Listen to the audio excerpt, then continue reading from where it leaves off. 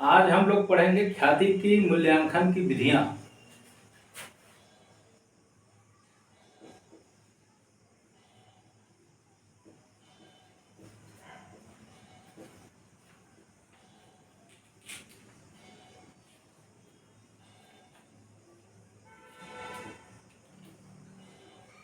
ख्याति मूल्यांकन की विधियां पढ़ेंगे।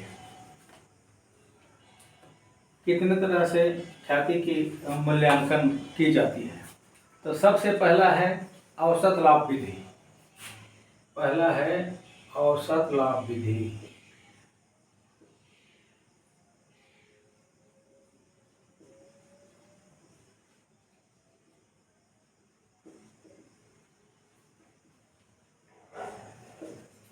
औसत लाभ विधि के अंतर्गत ख्याति निकाली जाती है तो उसके लिए गत कुछ वर्षों के लाभों को ले लिया जाता है और जितने वर्षों के लाभों को जोड़ा जाता है उतने वर्षों से लाभों के योग को विभाजित कर दिया जाता है। जो भागफल आता है उसे औसत लाभ कहा जाता है और उस औसत लाभ में प्रश्न में बताए गए संख्या से गुणा कर दिया जाता है। गुणनफल ख्याति कहलाता है। ठीक है, आया समझ। पिछले कुछ सालों के लाभों को जोड़ करके वर्षों की संख्या से भाग दे दी जाती है और जो भागफल आता है वह औसत लाभ होता है और औसत लाभ में प्रश्न में बताए गए संख्या का गुणा कर दिया जाता है तो गुणनफल ख्याति कहलाता है। देखिए ये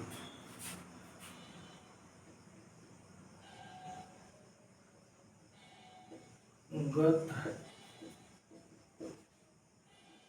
वर्षों के लाभों का योग बटे वर्षों की संख्या, ये बराबर होता है औसत लाभ।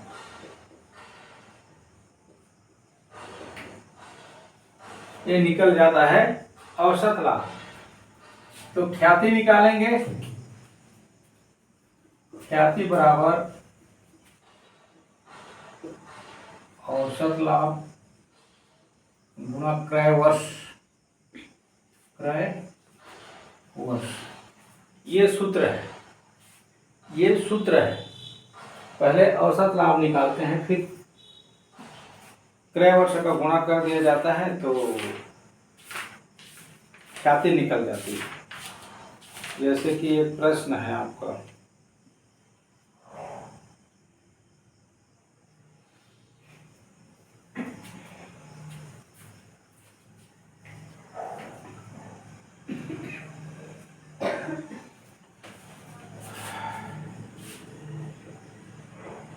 प्रश्न क्रमांक 3, ये नवबोध का है।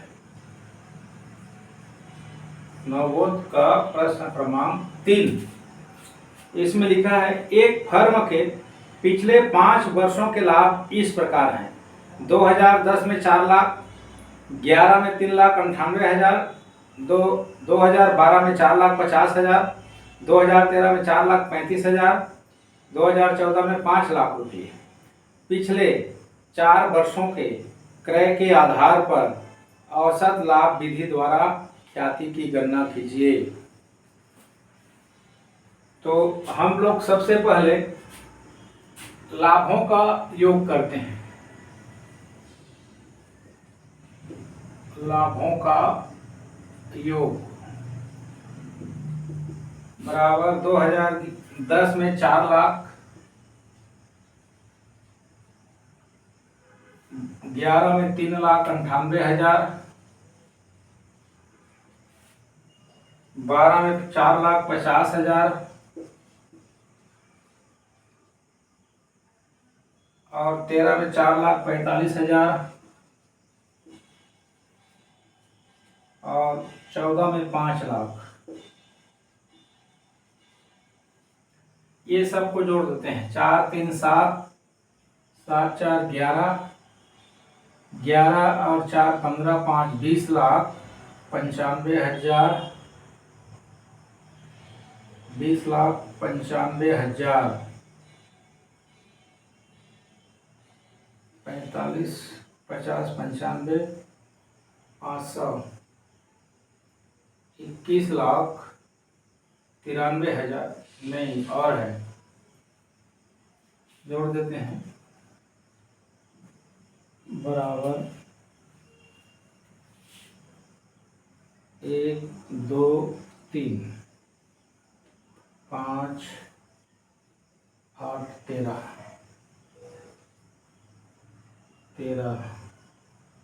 1, 4, 5, 5, 5, 10, 9, 19, 6, 4, 10, 4, 14, 3, 17, 17, 4, 21, 21,93,000 आता है 5 साल का लाभ का। अब हम लोग लिखेंगे औसत लाभ, निकालेंगे औसत लाभ बराबर 21,93,000 भागित 5 वर्ष, 5 से भाग दे देंगे तो औसत लाभ हमको मिलेगी 5 चौके 20, 5 तिया 15, 4 बचा, 5 अट्ठे 40, 3, 5 छक्का 30, 1, 2, 4,38,000 औसत लाभ आ गया 4,38,600 रुपये। अब ख्याति निकाल देंगे, ख्याति बराबर, ये सूत्र है औसत लाभ गुणा क्रय वर्ष, तो औसत लाभ आया 4,38,600 गुणा क्रय वर्ष बोला है 4 वर्षों के क्रय, 4 से गुणा कर देंगे तो 4 शून्यम शून्य, 4 शून्यम शून्य, 4 छक्के 24, 4 अट्ठे 32, 32 जो 34, 4 तिया 12, 12 3 15, 4 चौक 16 और 1 17, 17,54,400। ये आपका औसत लाभ विधि से ख्याति की गणना इसी प्रकार की जाती है, ध्यान रहे, इसी प्रकार ख्याति की गणना की जाती है। इसके बाद है भारित औसत लाभ विधि, भारित औसत लाभ विधि।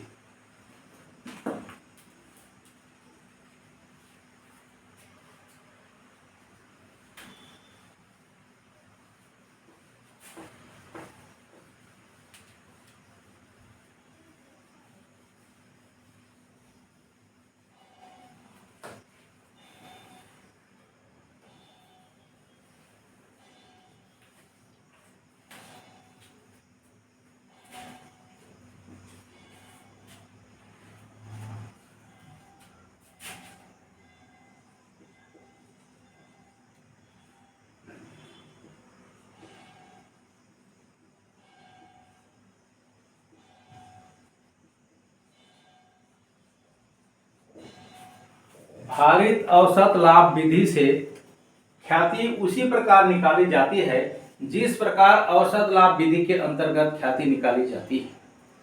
यहाँ ध्यान देने वाली बात यह है कि प्रत्येक वर्ष के लाभ को फर्म एक भार देती है, एक अलग महत्व देती है। प्रत्येक वर्ष के लाभों को महत्व दिया जाता है, संख्या के रूप में महत्व दिया जाता है, वजन दिया जाता है। तो लाभ जो दिया रहता है प्रत्येक वर्ष का, तो जिसका जितना भार रहता है उससे उसको गुणा कर दिया जाता है। गुणन फलों का टोटल करके गुणन फलों के योग को भारों की संख्या से भाग दे दी जाती है, तो भारित औसत लाभ ज्ञात होती है। और भारित औसत लाभ को एक निर्दिष्ट संख्या से भाग दे दी जाती है, गुणा कर दी जाती है, तो गुणनफल ख्याति कहलाती है।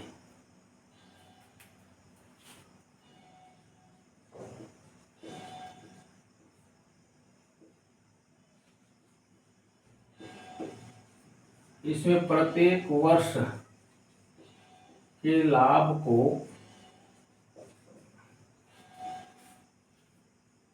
भाग दे दी जाती है।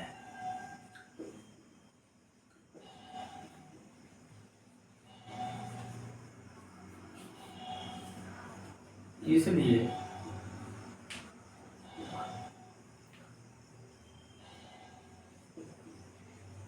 लाभों को उनके भारों से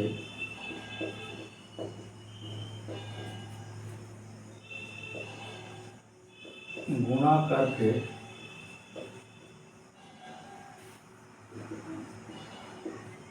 गुणनफल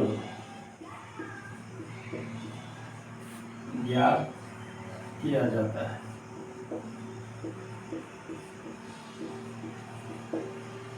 और गुणनफलों के योग को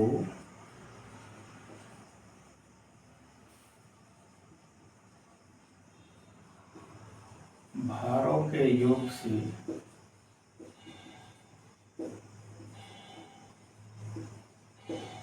भाग देकर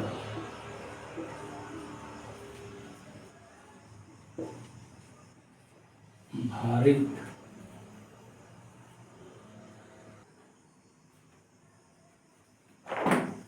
भाग देकर के भारित औसत लाभ ज्ञात किया जाता है। भारित औसत लाभ निकाला जाता है।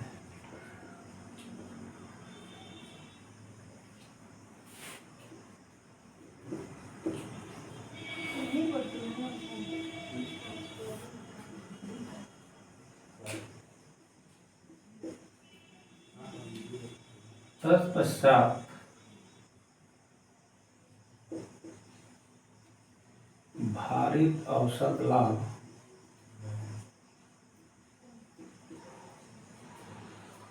लाभ को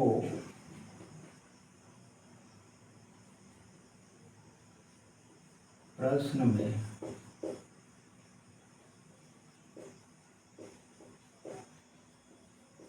दिए गए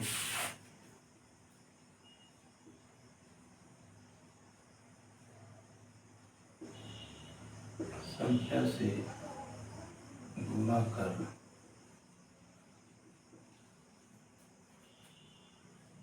ख्याति निकाली जाती है।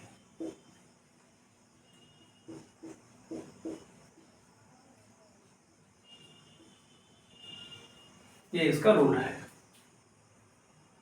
अब अभी मैं आपको प्रश्न क्रमांक 6 बताऊंगा। क्वेश्चन नंबर 6, जो भारित औसत लाभ विधि के अंतर्गत ख्याति की गणना करने बोला है। एक फर्म के 5 वर्षों के लाभ इस प्रकार हैं।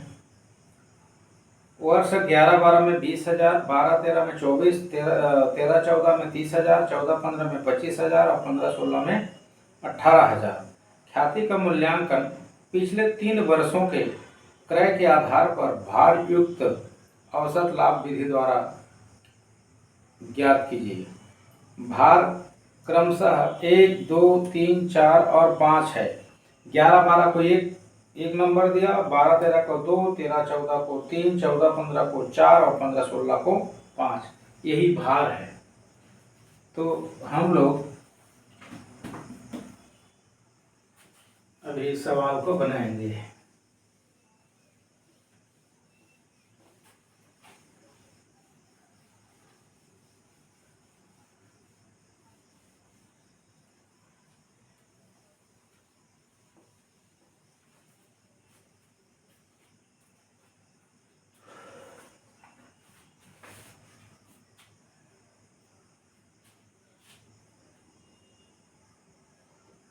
ये वर्ष है,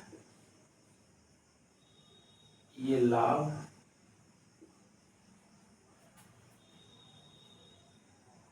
और ये भार,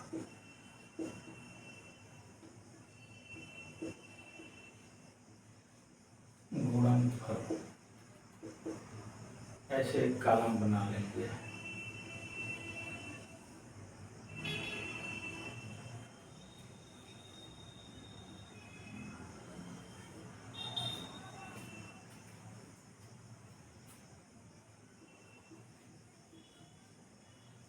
ठीक है, 2011-12, 2011-12, 20,000 लाभ, 20,000। 2012-13 लाभ 24,000।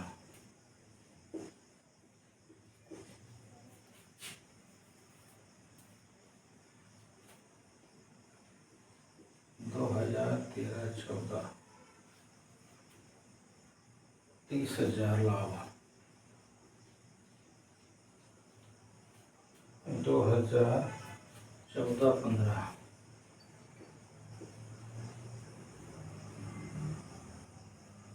25,000 लाभ।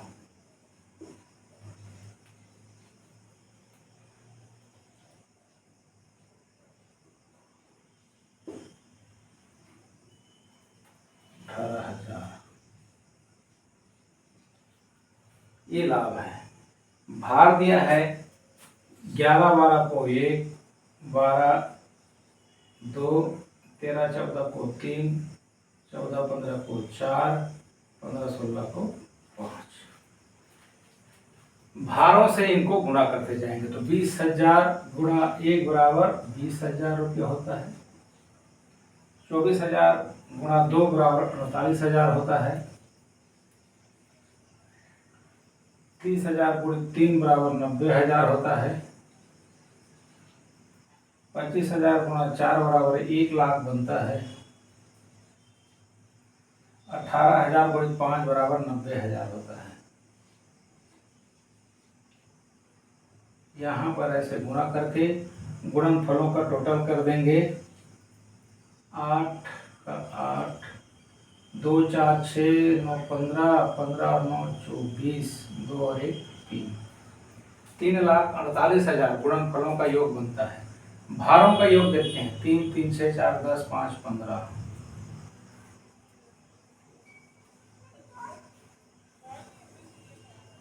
ये अब हम लोग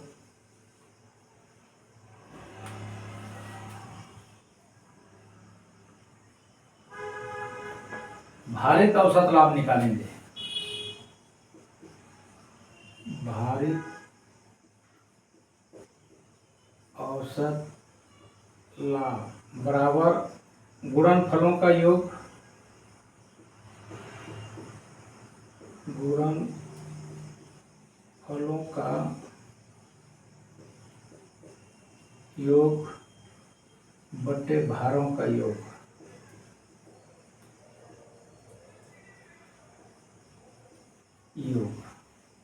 गुणनफलों का योग है 3,48,000। 3,48,000 बटे 15। 15 दूनी 30, 4 बचा 48 हुआ। 15 तिया 45, 3, 15 दूनी 30, ये 23,200 आता है। भारित औसत लाभ आया कितना? 23,200। अब ख्याति निकालेंगे।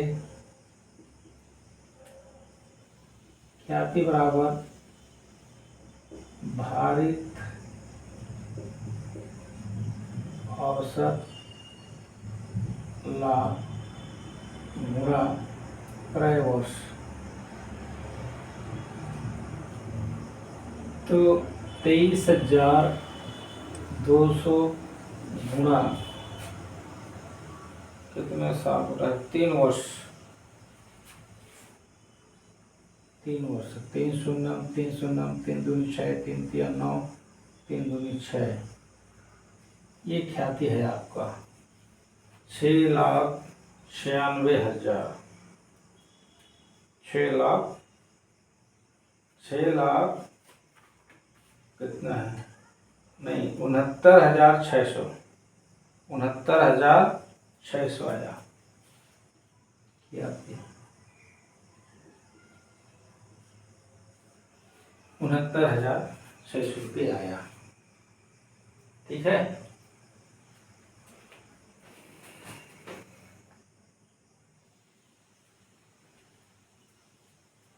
तो इस तरह से ये औसत लाभ विधि से ख्याति की गणना की जाती है। अब आप लोगों को मैं एक सवाल और बताता हूँ अधिलाभ आधार विधि से।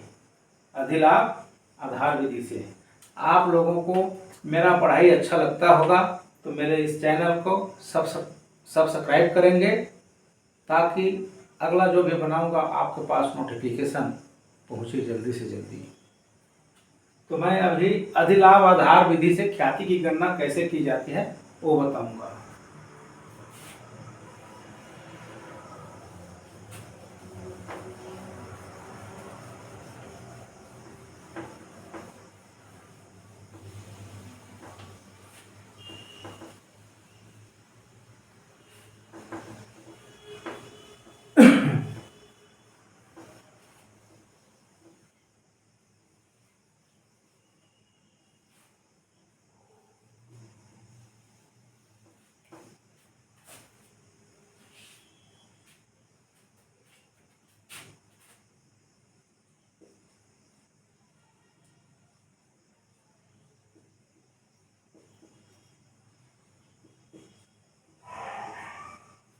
अधिलाभ आधार विधि से ख्याति की गणना।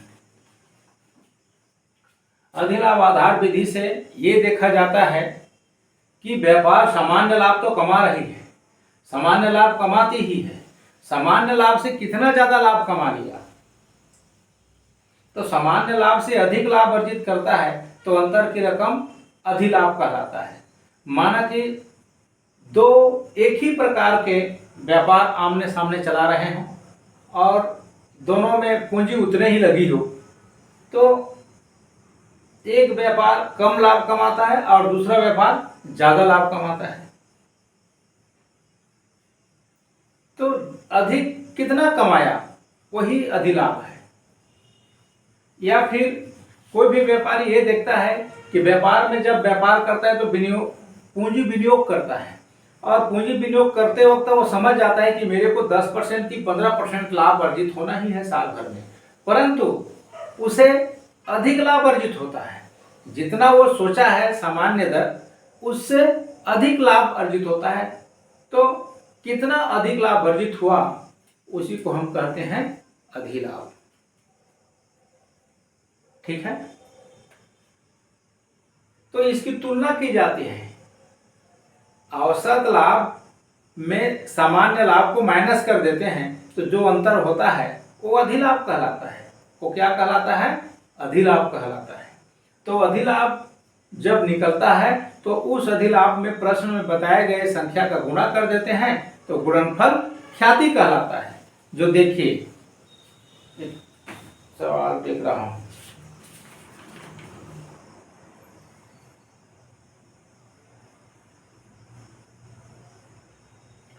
प्रश्न नंबर 9,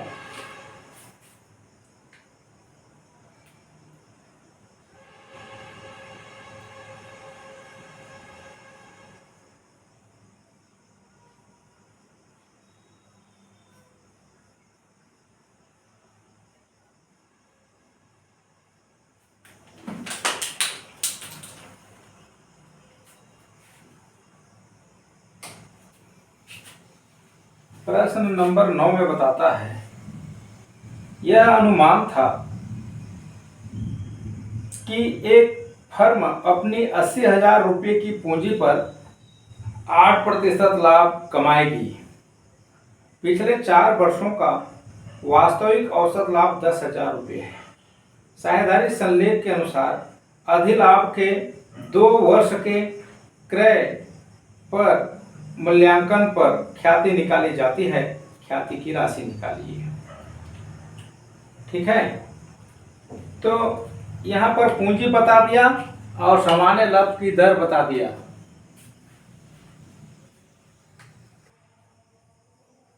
आप लोगों को अधिलाभ आधार विधि से प्रश्न पढ़ के सुनाया था नवबोध का। व्यापार की विनियोजित पूंजी 80,000 रुपये है, सामान्य लाभ की दर 8% है और प्रश्न में बोला गया है व्यापार का औसत लाभ 10,000 रुपये है। अधिलाभ आधार विधि के अंतर्गत व्यापार के 2 वर्षों के क्रय के बराबर ख्याति का मूल्य ज्ञात कीजिए। तो हमें सबसे पहले सामान्य लाभ ज्ञात करना पड़ेगा। सामान्य लाभ बराबर विनियोजित पूंजी गुणा दर बटे 100। सूत्र में हमने रख दिया विनियोजित पूंजी 80,000 है गुणा 8% है, 8/100 बराबर 8 × 8 = 64, 6,400 रुपये सामान्य लाभ होता है। प्रश्न में दिया हुआ है औसत लाभ 10,000 रुपये। अब हम अधिलाभ निकालेंगे।